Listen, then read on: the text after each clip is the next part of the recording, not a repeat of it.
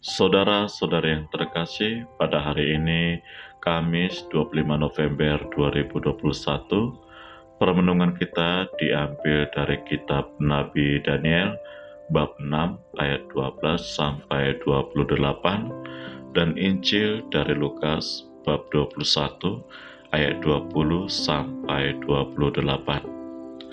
Saudara-saudari yang terkasih, dalam akhir-akhir tahun liturgi ini, lagi-lagi dalam bacaan Injil mengisahkan tentang tanda-tanda akhir zaman. Akhir zaman adalah suatu hal yang misteri dalam sejarah hidup kita. Kapan terjadi, tidak seorang pun yang tahu. Salah satu tanda akhir zaman adalah runtuhnya kota Yerusalem. Yerusalem adalah kota kudus, tempat berkumpul umat Yahudi. Dengan kehancuran Yerusalem, orang-orang Yahudi tidak lagi akan menguasai Yerusalem karena mereka akan meninggalkan kota Yerusalem. Menjadi pertanyaan bagi kita, mengapa dalam Injil hari ini mengisahkan tentang kehancuran Yerusalem? Apa yang ingin diungkapkan dalam peristiwa tersebut? Saudara-saudari yang terkasih, dalam kisah Injil hari ini, Yesus ingin mengingatkan agar kita tidak tinggal pada Yerusalem lama yang hanya mengandalkan keindahan bangunan fisik. Kita diundang untuk membangun hidup dengan menyambut kedatangan Yerusalem baru, yakni Yesus Kristus yang membawa keselamatan.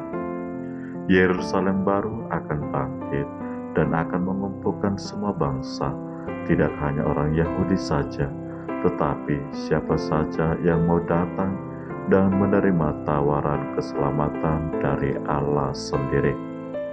Yerusalem baru tidak hanya sekedar keindahan bangunan bait Allah, melainkan keagungan dan keluhuran Kristus yang tersalib.